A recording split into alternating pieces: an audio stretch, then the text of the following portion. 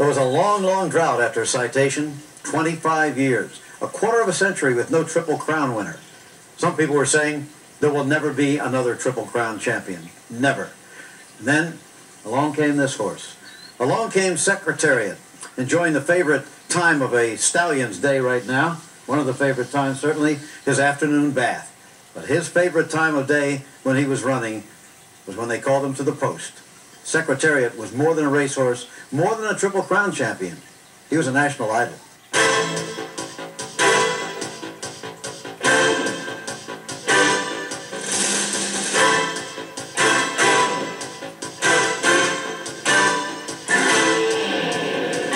Secretariat on the outside to take the lead.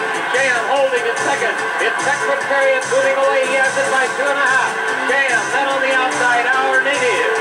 At the wire is going to be Secretariat. He wins it by 6. There's a strong left-handed hook again by 10 times. He goes to it time and time again. But Ryan Turcotte has his left foot away. And Secretariat has it all away. He's beginning to roll away. It is Secretariat. He's coming to the wire. He wins it. Secretariat is widening now. He is moving like a tremendous machine. Secretariat by 12. Secretariat by 14 lengths on the turn. Jam is dropping back. It looks like they'll catch him today. As My Gallant and Flight of Prince are both coming up to him now. But Secretariat is all alone. He's out there almost a 16th of a mile away from the rest of the horses. Secretariat is in a position that seems impossible to catch. He's into the stretch.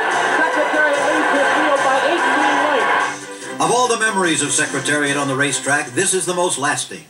Ron Turcotte, looking back, wondering where the rest of the horses were in the Belmont, winning by 31 lengths.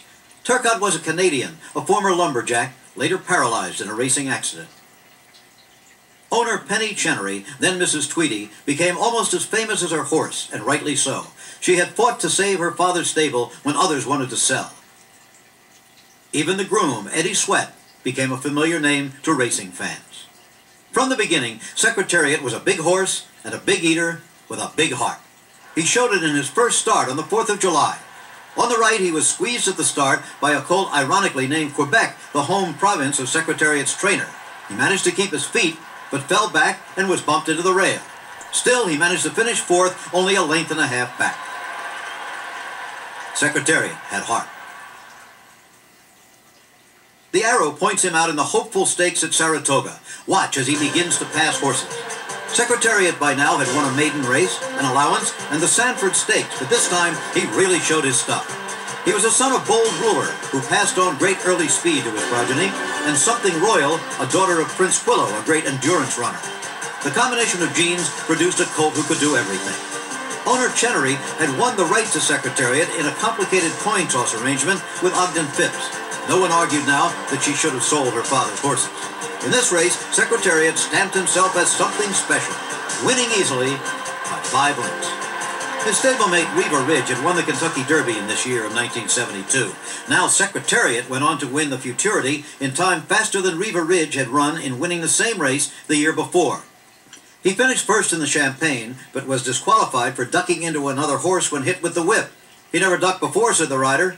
He never had to be hit before, the trainer said. He was named Horse of the Year as a 2-year-old.